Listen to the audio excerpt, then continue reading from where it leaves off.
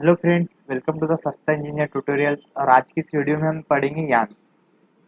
So basically YARN is stand for yet another resource negotiator. It is introduced in Hadoop 2.0। तो देखो, second version जब Hadoop का release हुआ तो उसके अंदर ये फैसिलिटी है to remove the bottleneck on job tracker which was present in Hadoop 1.0। तो देखो, हडूप 1.0 के अंदर एक डिसएडवांटेज था कि उसके अंदर बॉटल नेक थी जॉब ट्रैकर के ऊपर। तो इसका मतलब ये कि इसके अंदर है कि नहीं, जो प्रोसेसिंग लेयर और रिसोर्स मैनेजमेंट की जो लेयर है वो सेम थी, मतलब एक ही मतलब पिन पॉइंट था। तो उसके वजह से इसका जो ट्रैफिक था बहुत ज़्यादा था, पूरा ट्रैफिक एक जगह से होके जाता था, तो इसकी वजह से इसको बोला जाता है bottleneck. YARN was describe as redesign resource manager. तो जब यान को जैसा डेवलप किया गया ना, तो इसको कैसे डिस्क्राइब किया गया, रीडिजाइन रिसोर्स मैनेजर करके। क्या ये जैसा रिसोर्स मैनेजर को जैसा हमने डबल से डिजाइन किया है हडूप 2.0 के लिए, हडूप 2.1 से, at the time of its launching. Okay, but it has evolved to be known as large scale distributed operating system used for big data processing। देखो, लेकिन बाद में आगे चल के क्या होगा, इसको किसके वजह से जाने जाता है कि large scale distributed operating system है ये। क्यों? क्योंकि जो भी जैसा हमारा बिग डेटा जब हम प्रोसेस करेंगे, तो ये सबसे पहले देखो, ये सबसे पहले किसको रिड्यूस करता है, बॉटल नेक को। तो इसके वजह से क्या है कि जो हमारा लार्ज स्केल के ऊपर हम जितना भी ऐसा डिस्ट्रीब्यूटेड डेटा है ना, तो उसको हम ऑपरेट कर सकते हैं इस सिस्टम से। तो ये भी एक टाइप का ऑपरेटिंग सिस्टम का काम करेगा, ऐसा समझ लो। यान architecture basically separates resource management system layer from the processing layer. देखो, हडूप 1.0 के अंदर ये दोनों भी लेयर एक मतलब सेपरेट नहीं थे, ये सेम लेयर के अंदर दोनों भी काम होता था, रिसोर्स मैनेजमेंट का भी और प्रोसेसिंग का भी। लेकिन यान के अंदर क्या हुआ कि एक रिसोर्स मैनेजमेंट की लेयर अलग हो गई और प्रोसेसिंग लेयर अलग हो गई। और ये काम में हुआ हडूप 2.0 के अंदर। In Hadoop 1.0 version, the responsibility of job tracker is split between the resource manager and application manager. Okay, तो ये हडूप 1.0 का आर्किटेक्चर है। देखो, यहाँ पे जैसा मल्टीपल क्लाइंट्स है और यहाँ पे हमारा मल्टीपल डिस्ट्रीब्यूटेड डेटा है जिसके ऊपर हम प्रोसेसिंग करेंगे मैप रिड्यूस का यूज़ करके। तो ये हमारा जॉब ट्रैकर है। तो यहीं पर हमारी मैनेजमेंट की लेयर है, रिसोर्स मैनेजमेंट की, और इसी जगह पे जॉब ट्रैकर के अंदर हमारी प्रोसेसिंग की भी लेयर है। तो यहीं से डेटा प्रोसेस होगा, यहीं से मैनेज होगा।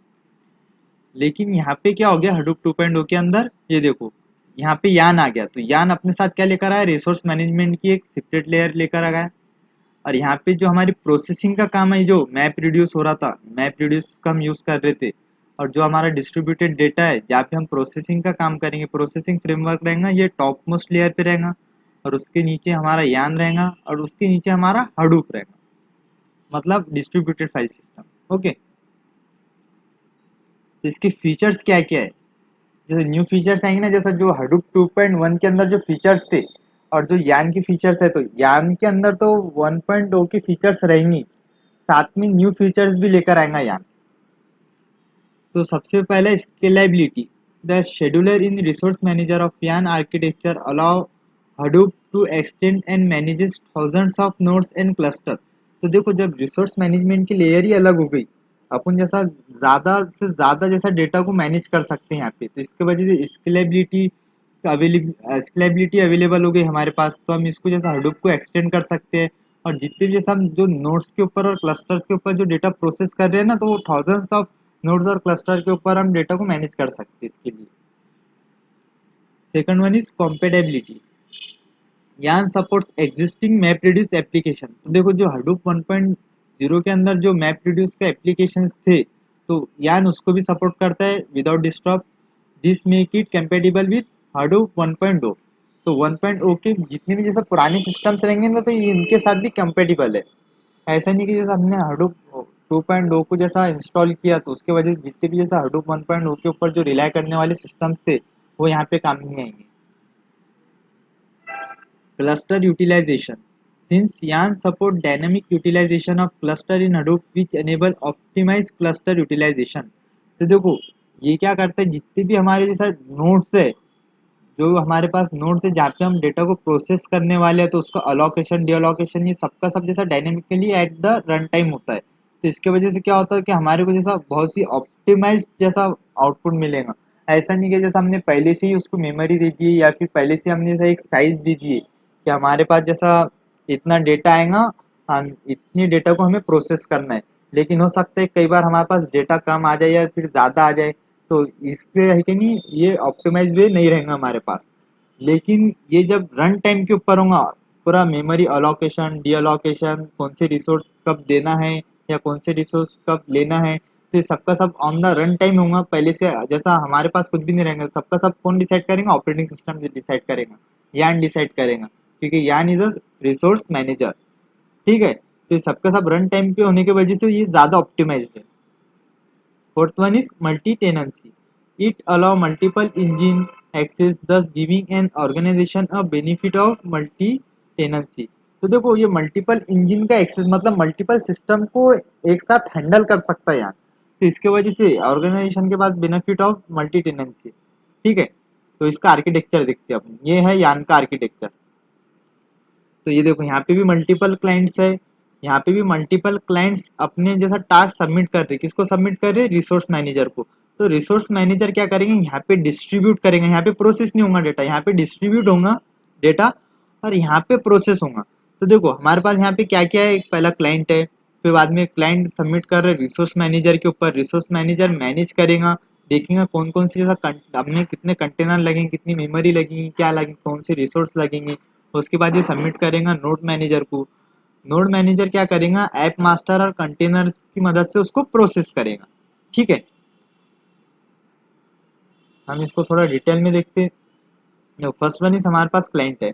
तो क्लाइंट का रोल क्या है? The client is the entry point for any job और application that wants to use the YARN cluster resource.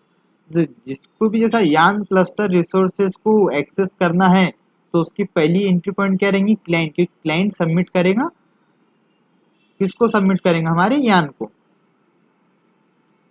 इसका फंक्शन क्या है? Submit jobs to YARN and request resources. ठीक है, second one is resource manager. अब resource manager का role क्या रहेगा? Central authority responsible for managing resources across the cluster. तो क्लस्टर के अंदर जितने भी रिसोर्सेज मैनेजमेंट रहेगा, या कब कितने रिसोर्सेज अलाउ करने हैं या फिर डिस अलाउ करने हैं, कब कितनी कितनी मेमोरी देनी है, तो सबका सब कौन मैनेज करेगा? Resource manager. तो इसका फंक्शन क्या है? allocates resources to the various applications running in the cluster। तो जितने भी जैसे एप्लीकेशन रन हो रहे हैं हमारे पर्टिकुलर क्लस्टर के अंदर, ये पूरा हमारा क्या है? ये एक पूरा एक क्लस्टर है हमारा। तो एक क्लस्टर के अंदर जितनी भी मशीन्स रन हो रहे हैं, तो उन सबको मैनेज करने का काम ये देखेगा। Handles request from client and negotiate resources for the application master. तो देखो जितने भी क्लाइंट से रिक्वेस्ट आएंगे उनको मैनेज करेगा, और उसके उस हिसाब से जितनी रिक्वेस्ट हमारे पास आई है, तो उसके हिसाब से वो नेगोशिएट करेंगे किसके साथ? रिसोर्स एप्लीकेशन मास्टर के साथ रिसोर्सेज के लिए। कंसिस्ट ऑफ टू की कंपोनेंट्स। अब कौन से दो की कंपोनेंट्स है? फर्स्ट वन इज शेड्यूलर, जो डिसाइड करेगा रिसोर्स एलोकेशन का, and second one is application manager which manages application master. तो इसके अंदर दो चीजें ध्यान रखना रिसोर्स मैनेजर के अंदर।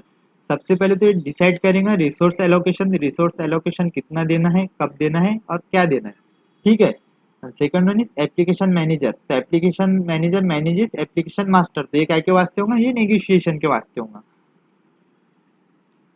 अब देखते हैं हम नोड मैनेजर। तो नोड मैनेजर का रोल क्या है? Manages resources and container on a single node with in the cluster. तो देखो सिंगल नोड के ऊपर काम करेंगे क्लस्टर के अंदर। देखो कि हमारे एक क्लस्टर के अंदर मल्टीपल नोड है, तो नोड मैनेजर क्या करेगा? एक सिंगल नोड के ऊपर काम करेगा। ये नोड मैनेजर है, ये हमारा जो आपको ये स्क्वायर दिख रहा है ना, ये एक सिंगल नोड है, ये एक सिंगल नोड है, और ये यूनाइट होके बनते हैं क्लस्टर बनते हैं। ठीक है,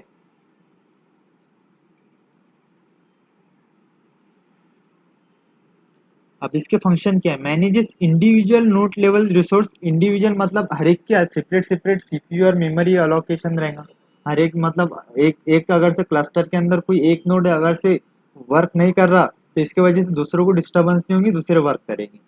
communicates with resource manager to report resource availability. तो रिसोर्स अवेलेबल है या नहीं है, तो ये भी जैसा कौन बताएगा? नोड मैनेजर बताएगा। किसको? रिसोर्स मैनेजर को, क्योंकि रिसोर्स मैनेजर ही जैसा रिक्वेस्ट मतलब नेगोशिएट करेगा कि कितनी जैसा रिसोर्सेज जैसा प्रोवाइड करने हैं, उसको कितने रिक्वायर्ड है, तो वो किससे लेगा, वो उसको कौन बताएगा, नोड मैनेजर बताएगा। And fourth one is application master. अब एप्लीकेशन मास्टर का क्या रोल है, it manages the life cycle of an application और जॉब रनिंग ऑन यान। तो देखो जितनी भी जैसा हमारी जो एप्लीकेशन या जो जॉब हमारी रन हो रही, जो एग्जीक्यूट हो रही, तो उसका लाइफ साइकिल का अपडेट कौन देगा, एप्लीकेशन मास्टर देगा।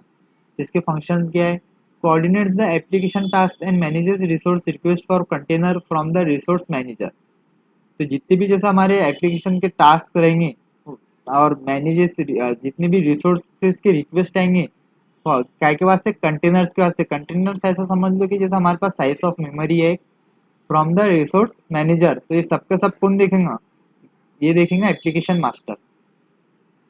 monitors task execution, handling task failures and rerunning task if necessary। तो क्या क्या को मॉनिटर करेंगे, ये हमारा एग्जीक्यूशन कैसा हो रहा है, क्योंकि जितने भी जॉब का जो लाइफ साइकिल है, लाइफ साइकिल ये देख रहा है, तो पूरी लाइफ साइकिल देखो यहाँ पर आ गई, मतलब पूरा मॉनिटर करेंगे। यहाँ पे सबसे पहले आ जाएंगे कि एग्जीक्यूशन देखेंगे, तो उसके बाद हैंडलिंग टास्क फेलियर, अगर से हमारा टास्क फेलियर होता है तो उसके ऊपर क्या ऑपरेशन करना चाहिए। और री रनिंग अगर से कोई टास्क को जैसे रीरन करने की जरूरत पड़ती, रीप्रोसेस करने की जरूरत पड़ती, तो ये वो भी काम करेगा। तो ये तीन प्रोसेस ये करेगा। Last one is reports the application progress back to the client. तो जितनी भी एप्लीकेशंस की मतलब जो हमारी प्रोग्रेस रहेंगी जॉब एग्जीक्यूशन की, तो ये पूरी की पूरी अपनी अपडेशन किसको देगा, क्लाइंट को देगा। And last one is container. अब कंटेनर का रोल क्या है, a container is a resource allocation on a node where a specific task और job of an application runs. तो देखो ये कंटेनर क्या है, एक स्पेसिफिक रिसोर्स अलोकेशन है, या फिर एक मेमोरी, ऐसा समझ लो कि एक मेमोरी है, उस मेमोरी के अंदर एक पर्टिकुलर जैसा टास्क परफॉर्म करेंगे, जैसा उसी टास्क को सिर्फ एक स्पेसिफिक टास्क को परफॉर्म करेंगे, जब तक कि वो टास्क रन नहीं होता तब तक के दूसरा टास्क अलाउ नहीं करेंगे। अब इसका फंक्शन क्या है, hold the resources like CPU, memory, disk है। देखो सीपीयू ये मेमोरी आ गई हमारी, और डिस्क बोले तो हमारी सेकेंडरी मेमोरी, जहाँ पे हम डेटा को, जहाँ पे हमारा डेटा स्टोर करेंगे या फिर जहाँ पे हमारा डेटा स्टोर है। Data and application task use. Last one is each container is isolated and can execute a specific task. तो देखो हर कंटेनर एक आइसोलेटेड रहेगा, हर कंटेनर आइसोलेटेड रहेगा, हर कंटेनर खुद का टास्क परफॉर्म करेगा। मल्टीपल कंटेनर्स के पास मल्टीपल अलग अलग डिफरेंट टास्क रहेंगे और वो अपना अपना टास्क परफॉर्म करेंगे।